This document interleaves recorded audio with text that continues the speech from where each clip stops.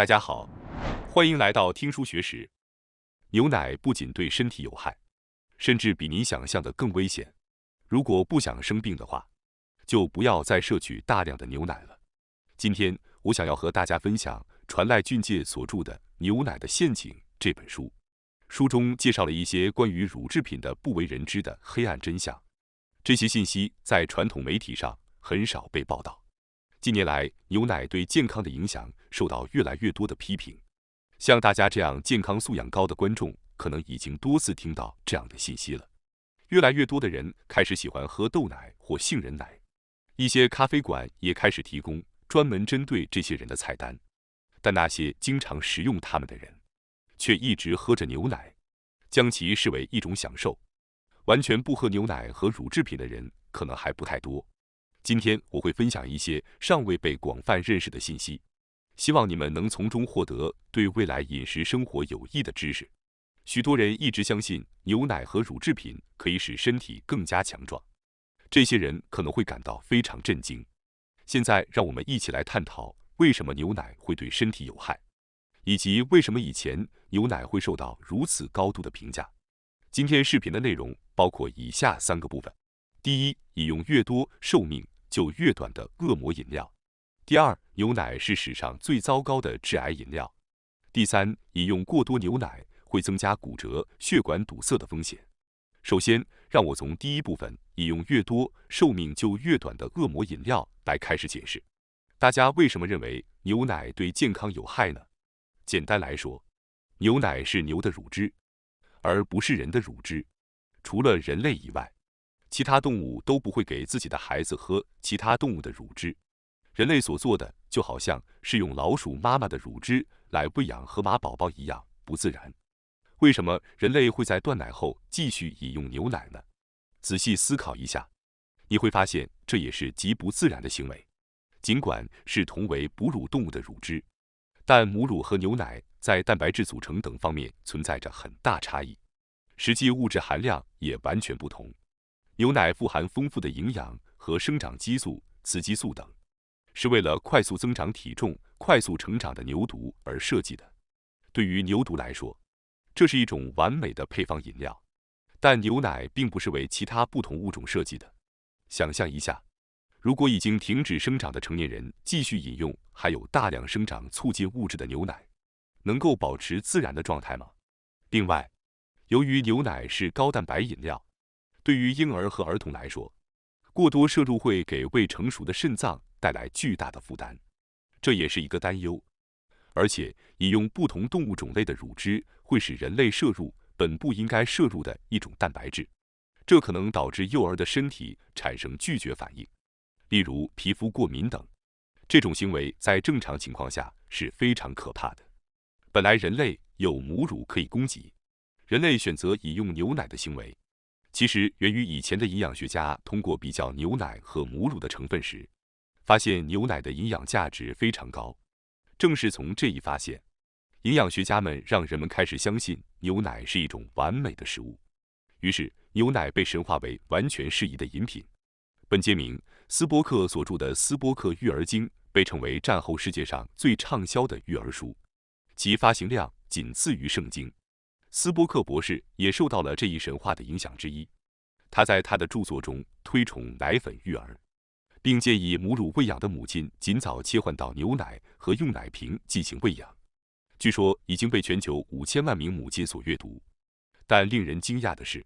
这本畅销书的作者却公开承认了自己的错误并道歉。他谦逊地表示，不喝牛奶和食用乳制品的饮食对儿童和成人都是最好的选择。斯波克博士在向全球母亲承认错误后，转向素食主义，并宣布牛奶和肉对健康并不是必要的。而且，这本育儿书的第7版则做出了相应的修订，指出了牛奶是儿童过敏的原因，建议1岁以下的婴儿应该由母乳喂养，在断奶后不应该再喝牛奶。最终，他直接完全否定了牛奶，并建议停止饮用。然而，了解这一冲击性事实的人依然寥寥无几。在美国，大家已经放弃了斯波克育儿法，而推荐传统的母乳喂养，但有的人对此一无所知。因此，仍然有许多人相信牛奶有助于支持婴儿的生长，预防骨质疏松症，或者认为牛奶是高蛋白、营养丰富的饮料，适合从事重体力劳动的工人。然而，作者指出，给孩子喝牛奶是一个严重的问题。作者认为，推广奶粉喂养是一个严重的错误。他坚称，之所以奶粉被强烈推荐，只是因为生产商能从中获利。给孩子吃肉和喝牛奶是荒谬的。促使斯波克博士做出道歉决定的人物是日本的久斯道夫先生。他向斯波克博士直言不讳地指出牛奶和肉对健康有害的证据。斯波克博士在晚年身体病重，但通过求助于久斯道夫先生的治疗，最终病情得以控制，恢复了健康。早在1980年，斯波克博士已经向公众道歉，而美国和世界卫生组织也全面否定了斯波克式育儿法。然而，即使时光流转了40多年，有的人仍然坚持着这种被国际社会所否定的育儿方法，导致婴儿疾病屡见不鲜。现在，让我们更具体地列举一下牛奶不适合人类的原因。首先，就像之前提到的，牛奶是适合快速生长的牛犊所需的成分构成的。对人类婴儿来说，则是营养过剩，摄入过多的营养或不应该摄入的营养会增加风险。牛奶的另一个令人震惊的事实是，医生们长期以来一直告诉患者，多摄取钙可以培养强壮的骨骼。因此，许多人可能认为每天喝牛奶可以补充足够的钙来保持健康。然而，最近的研究表明，增加骨密度的关键不是摄入大量的钙，而是运动。特别是日本人自古以来就通过蔬菜、海藻和小鱼平衡摄取钙，所以不需要依赖不自然的牛奶。然而，战后奶粉喂养和学校午餐使牛奶成为国家强制性的食品，导致了以前从未出现的疾病的发病率增加，其中包括骨质疏松症。骨质疏松症的发病率在持续饮用牛奶的人群中激增。如之前所说，即使摄取足够的钙，也不能使骨骼强壮，因为日本人缺乏乳糖酶，即使喝牛奶也无法吸收过量的钙，反而可能产生各种不良反应或被排泄掉。然而，这些情况并没有向公众告知，仍然用牛奶可以使骨骼强壮的广告来宣传牛奶。牛奶不仅会导致骨质疏松症，还是3大疾病——癌症、中风和心脏病的原因。此外，还导致了过敏、糖尿病和白血病等疾病的激增。根据实际进行的研究数据显示，占牛奶蛋白质87%的酪蛋白具有致癌性，牛奶的致癌风险是绿叶蔬菜的3.29倍。此外，根据1930年在芝加哥进行的研究，喝牛奶的婴儿比母乳喂养的婴儿突然死亡的可能性高出近5倍。牛奶含有丰富的营养物质和激素类物质，可以为细胞分裂和生长提供营养，能够促进牛犊的快速成长。人类需要大约牛的6倍时间才能达到出生体重的3倍。人类通过母乳缓慢而自然的成长是正常的。婴儿由于自身免疫系统尚未形成，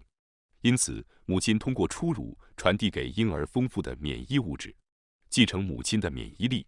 如果提前给予奶粉，婴儿的身体会将其视为一种蛋白质，引发各种过敏反应，严重时可能导致肝脏和肾脏负担加重，甚至会致命。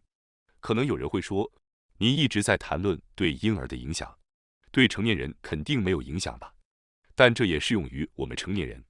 牛奶对成年人可能引发的影响包括湿疹、腹泻、腹痛、贫血等，可能在身体的各个部位出现不良反应。再强调一次，牛奶中的营养成分对人类来说过多，本应不适合作为食物。接下来是第2部分，牛奶是史上最糟糕的致癌饮料。作者在本书中断言，牛奶是史上最糟糕的致癌饮料，而引发癌症的元凶就是牛奶中的一种蛋白质——酪蛋白。也许有些人会觉得史上最糟糕这个说法有些夸张，但美国康奈尔大学的科林·坎贝尔博士的实验结果证明了这一点。坎贝尔博士给小白鼠喂食含有牛奶蛋白10%的饲料进行观察，然后增加了饲料中的酪蛋白含量，结果发现癌细胞数量急剧增加。具体来说，当将饲料中的酪蛋白含量从10%增加到20%时，癌细胞数量增长了9倍；当酪蛋白含量增加到40%时，癌细胞数量增长了约25倍。这是一个令人恐惧的结果。坎贝尔博士发现，牛奶中的动物性蛋白质酪蛋白是促进癌细胞增长的主要因素。然后，他也研究了小麦蛋白麸质和大豆蛋白等植物性蛋白质是否也会促进癌细胞增长。一系列实验的结论如下：一、牛奶中的动物性蛋白质酪蛋白会促进癌细胞生长；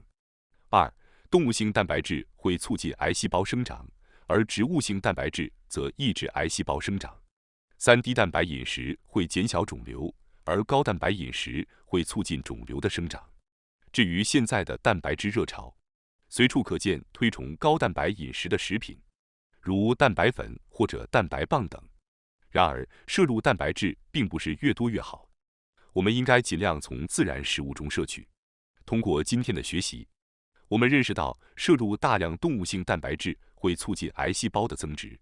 也了解到动物性蛋白质含有致癌物质，只要采用低蛋白饮食，问题就会有所缓解。因此，只要摄入少量动物性蛋白质，问题就不会太大。也就是说，只要少量饮用牛奶，并不会带来太大的问题。这对那些喜欢喝乳制品却不想彻底戒掉的人来说是个好消息。当然，重要的是要注意不要摄入过多的蛋白质，而是要追求理想的饮食，避免高蛋白、高热量、高脂肪、高精白和高糖的食物。这对我们的健康至关重要。当前发达国家的饮食习惯正是这种不良饮食的典型代表。将其改为低蛋白、低热量、低脂肪、低精白和低糖的饮食后，将会大大降低各种患病的风险，癌症、死亡等风险可以减少20%，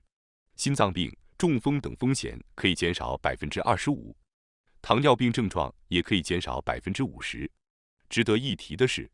坎贝尔博士认为，最理想的饮食是日本的传统饮食。许多其他书籍和论文也对日本的传统饮食给予了高度评价。因此，我们可以说，善于享用传统的日式饮食对我们的健康十分有益。那么接下来，我们来略微探讨一下乳制品和肉类与癌症的关系。首先是女性的乳腺癌和子宫癌。乳腺癌和子宫癌的成因可以追溯到牛奶及其制品以及肉类。在西方先进的营养学中，有一个称为 MAC 的理论，即 M 代表 meat 肉类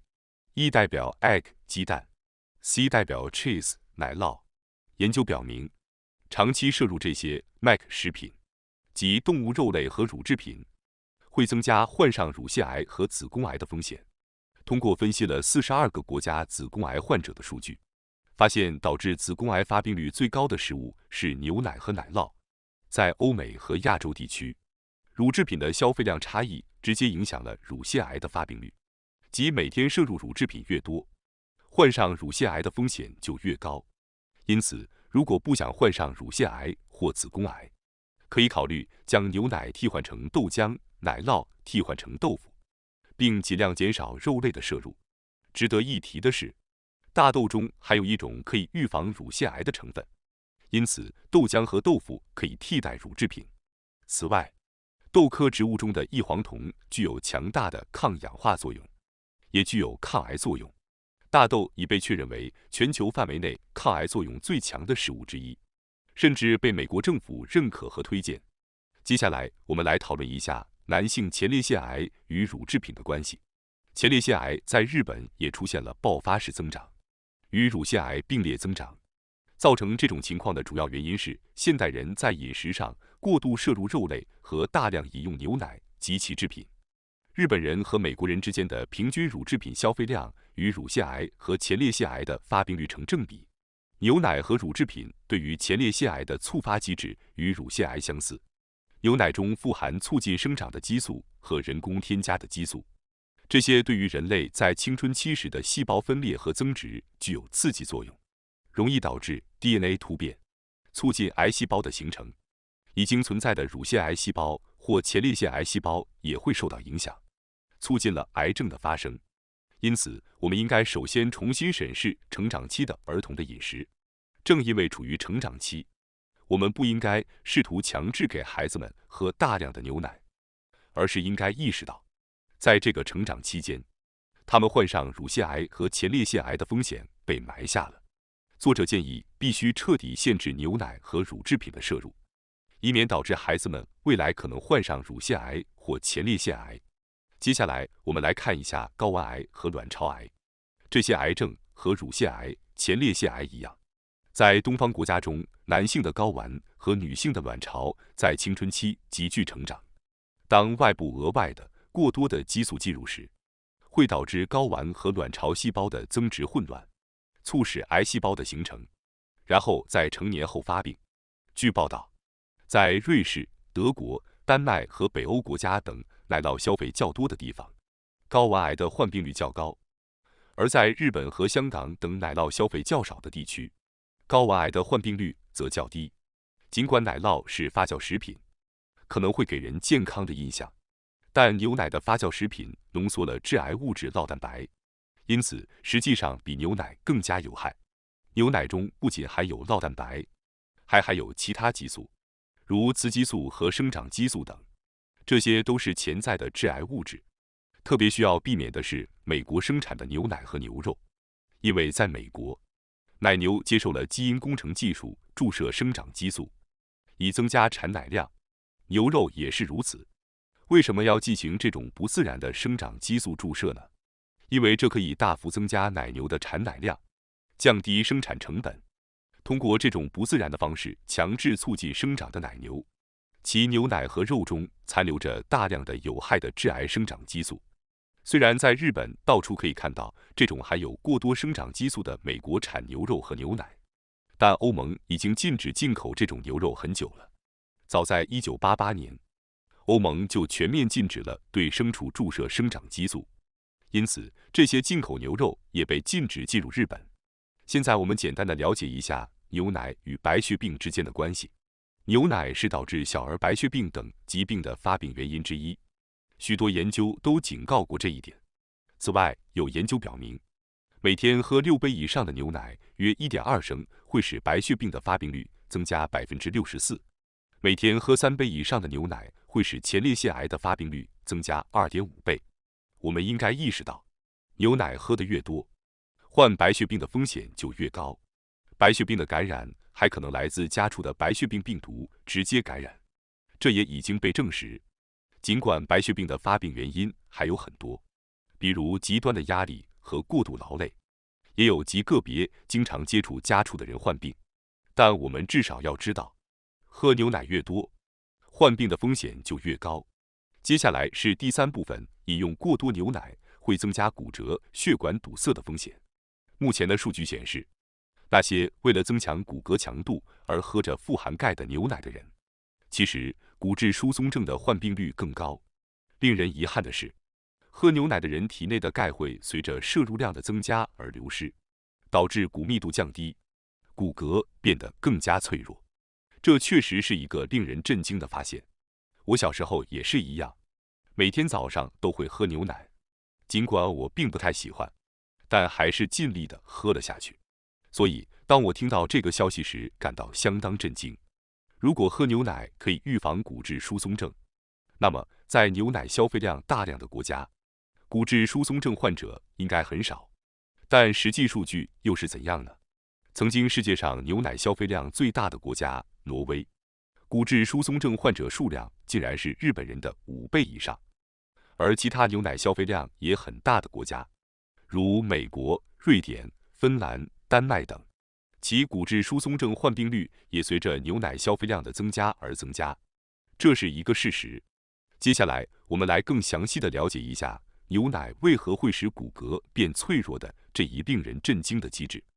我们人类的血液保持着弱碱性，如果过度摄入含有大量动物性蛋白质的牛奶和乳制品，体内将产生大量酸性物质，导致血液变得偏酸性。当体内出现这种情况时，身体会感到生命受到威胁，不得不从骨骼中溶解碱性钙离子，并释放到血液中来中和酸性。令人悲哀的是，喝牛奶的人越多，血液的酸性就越严重，导致钙从骨骼中流失。另外，当从骨骼中释放钙时，钙也会排出到尿液中。当大量钙进入血液，并导致血钙浓度急剧升高时，会出现各种问题。因此，身体会迅速将多余的钙从肾脏通过尿液排出。这样一来，原本用来摄取钙的牛奶反而会导致体内的钙减少，这是相当讽刺的结果。然而，对于这一事实却仍然不知情的人还是太多了。政府、乳制品生产商和营养师声称，喝富含钙的牛奶可以减少骨折的发生，但研究数据显示，牛奶摄入量越大的国家，骨折发生率也越高。虽然不能完全不摄取钙，但选择大豆制品、蔬菜、海藻和鱼类等天然食物可能更有益健康，因为它们能够缓慢吸收，而且不会对身体造成不良影响。此外，我想再介绍一个喝牛奶可能带来的意外危害，那就是增加血管堵塞和动脉粥样硬化闭塞症的风险。目前，每4个人中就有1个因为动脉粥样硬化闭塞症而死亡。动脉粥样硬化闭塞症是指血管壁内形成血凝块的疾病，会导致脑梗、心梗等疾病。动脉粥样硬化的核心是血管壁内沉积的油脂污垢，这些污垢会粘附在血管壁上，导致动脉硬化。牛奶中的脂肪会在动脉内壁形成沉积物，增加斑块的形成，使血液流动困难，导致器官缺氧。如果斑块脱落，可能造成血管壁损伤，甚至引发动脉破裂或完全阻塞血流。通常为了避免牛奶中的脂肪在生乳中会呈现为克林状物质浮在表面，会使用机器将脂肪球打碎，均匀分布。然而，这种处理过程中可能产生的高速氧化反应会使脂肪转化为过氧化脂质，一旦进入体内，就会变成动脉内的沉积物，给血管内壁带来麻烦，结果血流受阻，生命受到威胁。实际上，每4个人中就有1个因动脉粥样硬化闭塞症而死亡。如果您曾经大量饮用牛奶，可能会担心已经太晚了，但请放心，有一种方法可以清除血管壁上的动脉粥样污垢，那就是减少甚至避免摄入牛奶及动物性食物，同时导入进食等饮食习惯，引入更多的蔬菜、豆制品和谷类等。如果您正在为心脏病或脑梗塞而烦恼，作者表示，只要实践这种方法，就有望治愈阻塞的血管。到此为止，大家觉得今天的话题怎么样呢？听完今天的内容，我相信您可能已经对以后如何处理牛奶和乳制品有了一定的想法。希望今天介绍的知识能够对大家有所帮助。感谢大家收看今天的节目。如果你喜欢我们分享的内容，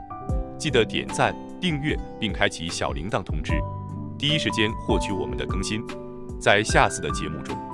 我们将继续为大家分享更多有益的书籍。再次感谢大家的支持，我们下期再见。